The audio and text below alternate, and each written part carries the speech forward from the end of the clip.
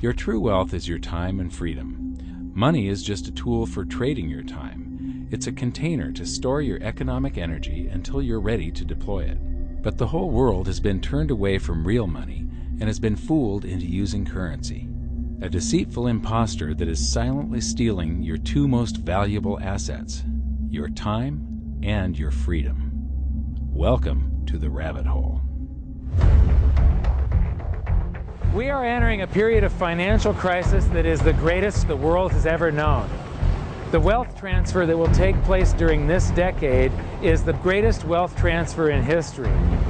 Wealth is never destroyed, it is merely transferred, and that means that on the opposite side of every crisis there is an opportunity. The great news is that all you have to do to turn this crisis into your great opportunity is to educate yourself. I believe that the best investment that you can make in your lifetime is your own education. Education on the history of money, education on finance, education on how the global economy works, education on how all of these guys, the central bankers, the stock market, how they can cheat you, how they can scam you. If you learn what is going on and how the financial world works, you can put yourself on the correct side of this wealth transfer. Winston Churchill once said that the further you look into the past, the further that you can see into the future. This program is all about creating your own crystal ball, being able to gaze into the future, being able to change this crisis, the greatest crisis in the history of mankind, into your great opportunity.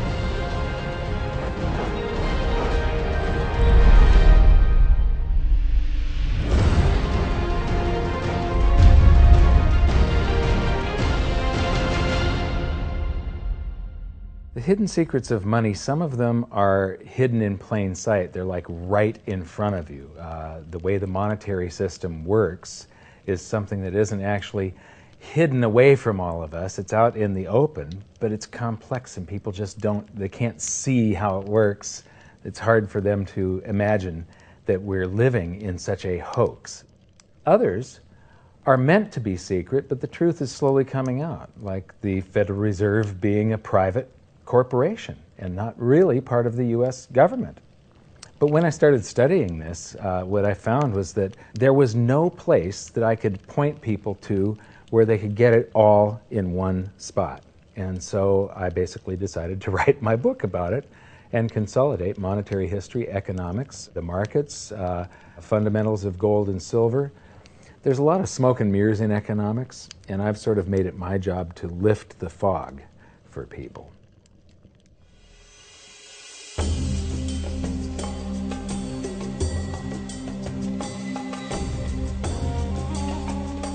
Welcome to Egypt.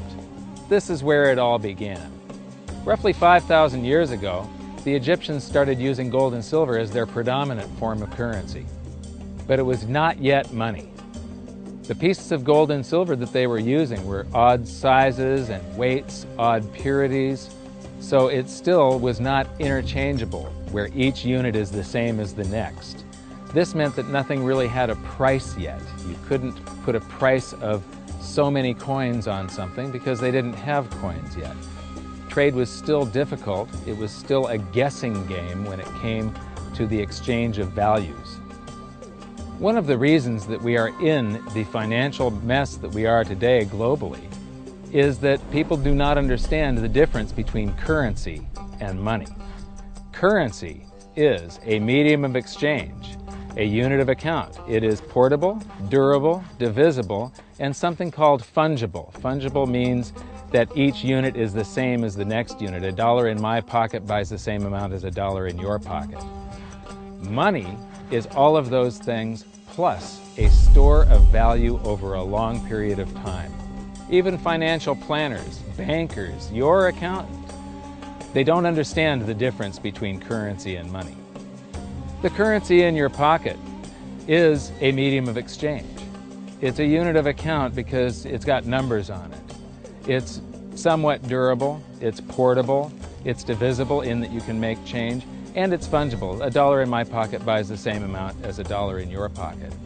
But because governments can print more and more and more of it and dilute the currency supply, it's continually transferring wealth out of your pocket, out of your bank account, to the government and to the banking system. The reason that gold and silver are the optimum form of money is because of their properties. It's an easy medium of exchange because gold and silver store a large amount of value in a very small area. It's a unit of account. Pure gold has the same value all over the planet. So an ounce of gold buys the same amount here in Egypt as it would in China or in the United States. It's durable. The same gold that Egyptians were using in trade 5,000 years ago is still here with us today. It does not corrode. It's divisible. You can make change with it. It's very portable. You could use something like oil as money. It's just that you can't carry around a barrel of oil on your back. It's fungible. Pure gold is the same wherever it is on Earth. Pure silver is the same wherever it is on Earth. It's limited in quantity. That's the reason that it maintains its purchasing power. Governments cannot print it. Over the last 5,000 years, only gold and silver have maintained their purchasing power. There have been thousands upon thousands of fiat currencies, currencies that are unbacked by gold or silver, and they have all gone to zero. It's a 100% failure rate. Well, fiat currency, of course, is a currency that exists at the dictate or by fiat from a government. You see, they have their printing presses, and the paper money rolls off the printing presses. And then they give it the fiat designation, which makes the currency official. It's just worthless paper. But when Ben Bernanke gives it the special sign, and they have the cult meeting at the Federal Open Market Committee meetings, it suddenly becomes currency. If you look at what's really going on, it's a con game. And so there's confidence. Well, the Federal Reserve is very forthright about what they're doing. If you read their websites, they'll tell you it's a confidence game. They tell you that there's no intrinsic value in their money. They'll tell you that they print it backed by absolutely nothing. They actually display all these facts. But if you tell somebody in the public that this stuff is created out of thin air, there's no backing whatsoever, it's absolutely worthless, it's about as valuable as monopoly money, they'll look at you like you're nuts. Is there an example throughout history of a fiat currency, a piece of paper that's unbacked by anything, surviving? Short answer, no. Long answer, no. And here's why. When Addison Wiggin took over at the Daily Record, when they got cranked up, Bill Bonner asked him to catalog all of the fiat currencies throughout history and what happened to each of them. Addison dutifully went to work. Within a short period of time, he had gone through the alphabet. All the fiat currencies that started with the letter A were done. They all went to zero.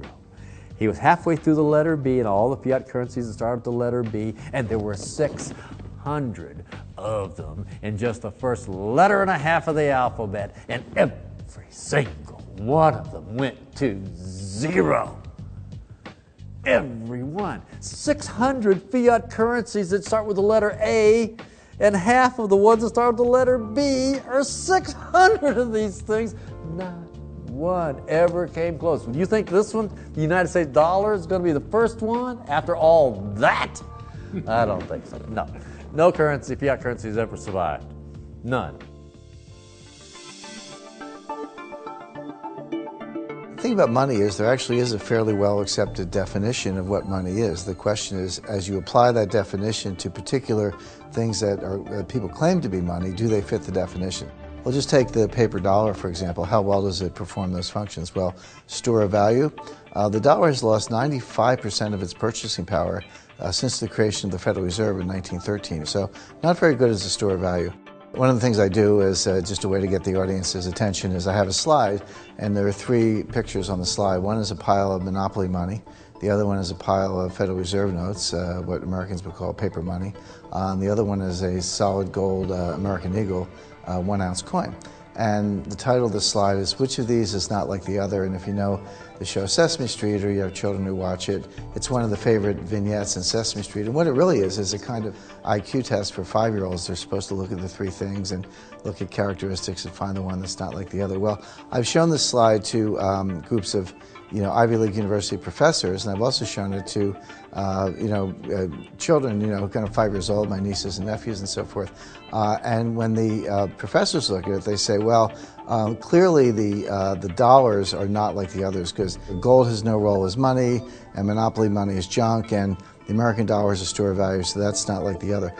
But the children look at it and they say, well, the gold coin is not like the other because the other two are just piles of paper and the gold coin is clearly something different. So my question to the audience is, who's smarter, a 5-year-old or an Ivy League professor? Before World War I, each note that a Treasury issued would say that there have been deposited with the United States Treasury $20 in gold coin payable to the bearer upon demand. The money was in the vault. The currency was a note they gave you that was a claim check, only a claim check on the money, the same as if you go to the dry cleaners and you give them your shirt and they give you a claim check for your shirt. The value is that shirt at the dry cleaners, not the piece of paper that says that you own that shirt. So our currency that circulated was the paper US dollars, and they were claim checks on money. The next hidden secret is the difference between currency and money. Money must be a store of value and maintain its purchasing power over long periods of time. As we progress through this series, you'll learn that national currencies are really a tool used by the government and the financial sector to leech away your time and your freedom by stealing your purchasing power. So rather than storing your economic energy, currencies leak. Now compare that to the gold and silver the Egyptians were using. Like I started with, it still wasn't money because it wasn't interchangeable yet. But they were on the right track, as gold and silver have proven over thousands of years to be the ultimate store of value. Gold is only formed when a star explodes, a supernova, and it stays around forever. This is one of the properties that make it the ultimate money.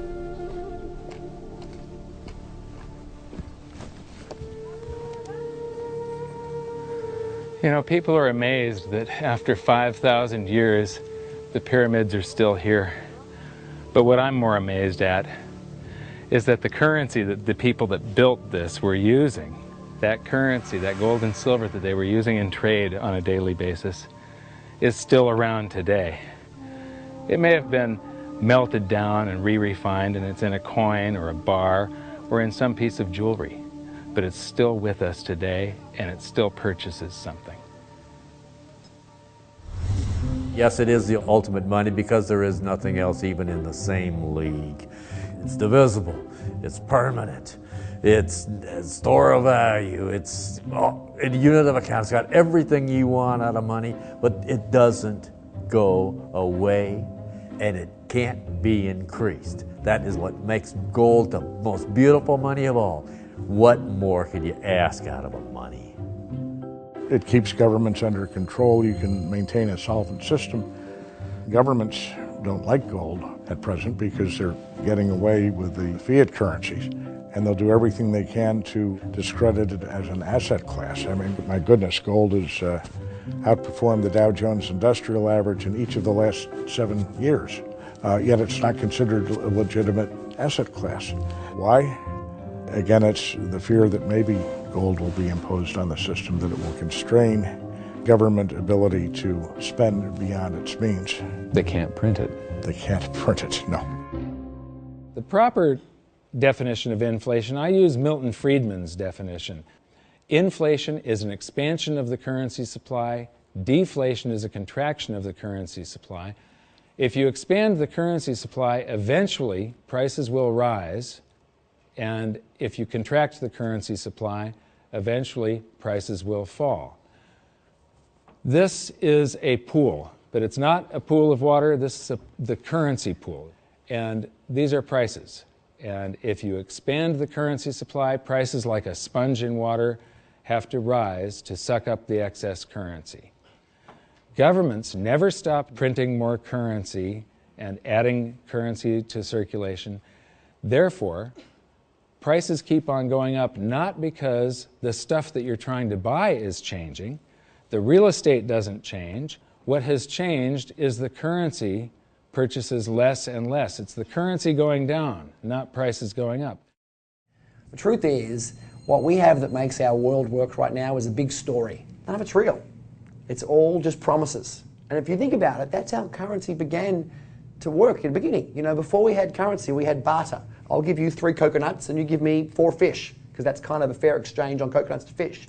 But that got complicated, so we had to invent this thing called money to be a divisible, portable medium of exchange. And the challenge is that we lost that a long time ago when we lost having things of value be our currency. And now we have this thing called numbers and accounts. But trust me, it is not real. It's a big made-up story. One of the biggest make-believe stories ever is called quantitative easing, which sounds complex, but it's really just a smoke and mirrors term for currency creation. QE started with the banking bailouts back in 2009. This currency was created out of thin air and then given to the banks, who paid themselves record bonuses in reward for crashing the world economy. This is a global phenomenon, but all you have to remember for now is that whether it's QE bailouts or stimulus programs, these are all just voodoo, hocus-pocus terms for increased currency creation. I believe gold and silver will reassert themselves as money. And when they do, there just isn't enough. And their purchasing power is going to go up many, many, many times. Egypt is an amazing place. There's a franticness about it, and utter chaos, especially like the traffic. But when it comes to like all of the merchants that are trying to get every last dime out of you, you get fleeced to the point where you come back with an empty wallet. But you know what? They're amateurs compared to Wall Street. In the past several years, I've spoken in many countries about the crisis that's coming, and a lot of people think that they're going to be okay in their country, that it's only going to happen to the United States or maybe the United States in Europe. But what they don't realize is that this is a global phenomenon. I got to show you something here. This is base currency in the United States. This is the number of paper dollars that exist, basically. It took 200 years to go from no dollars in existence to 825 billion.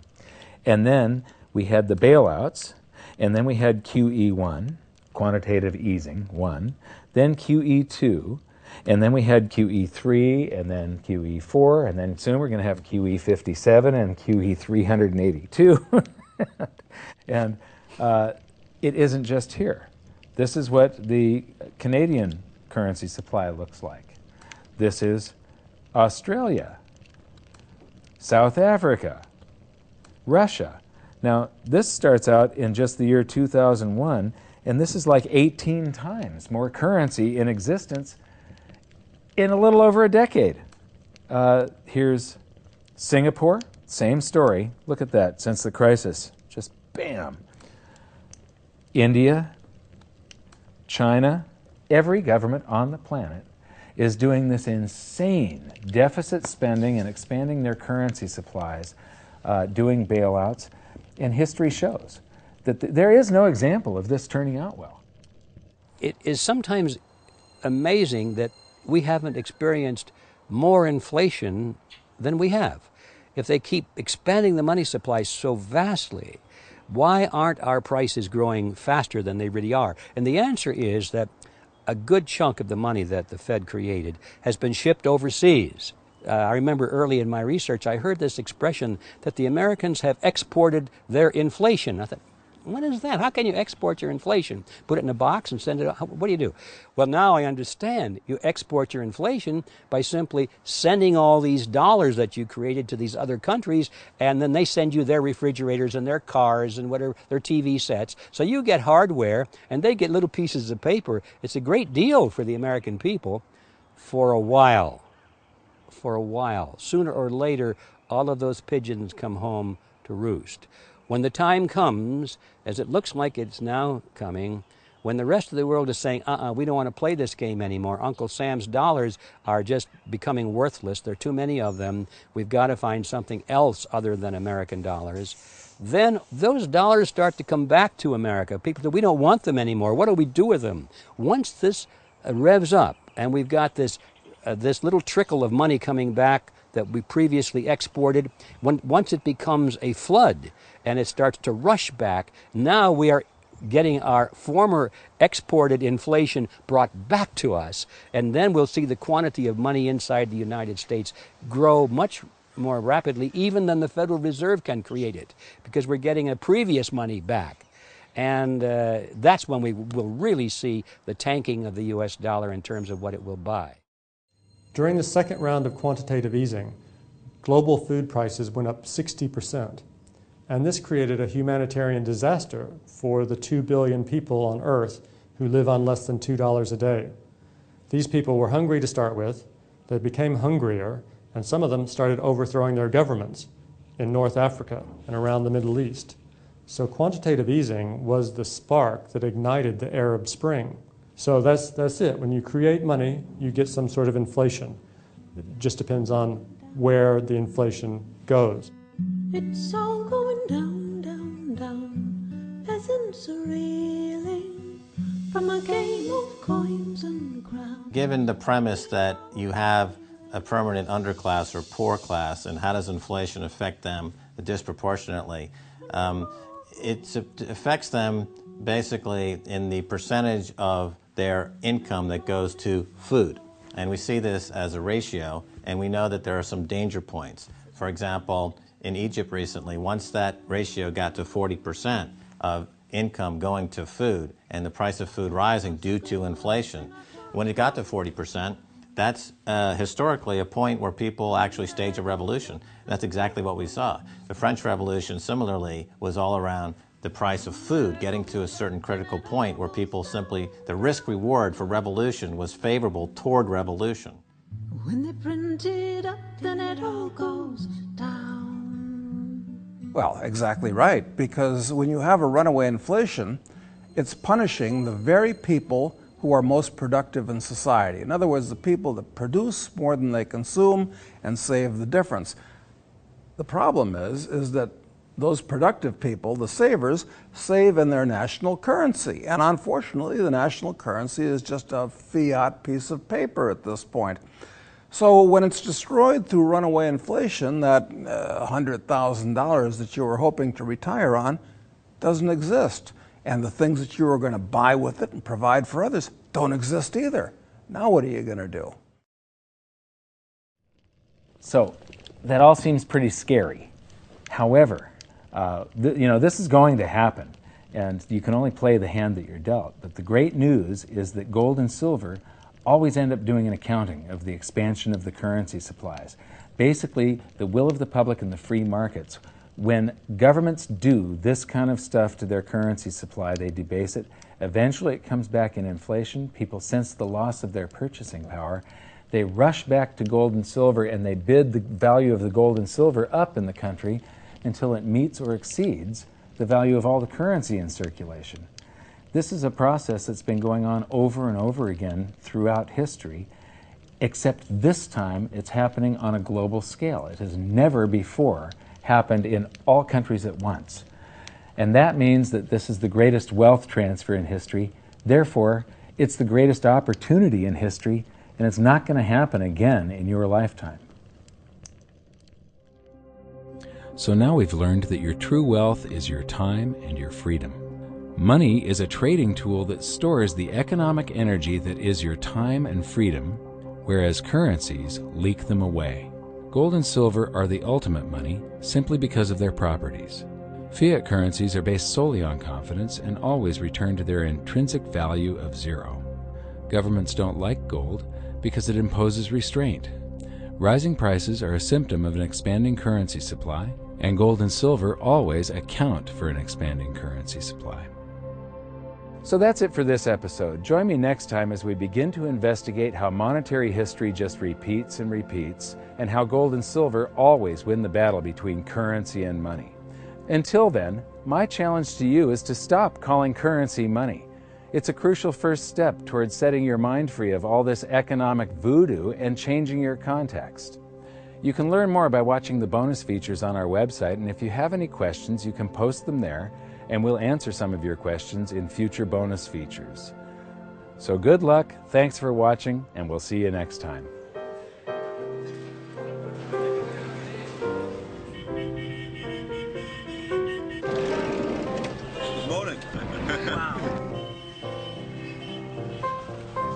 What does fiat mean? It comes from the Latin for crappy car.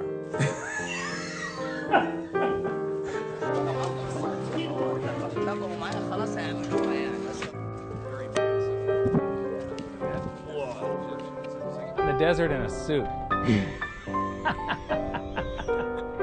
My camel died. You're not too sure about that, are you? Huh?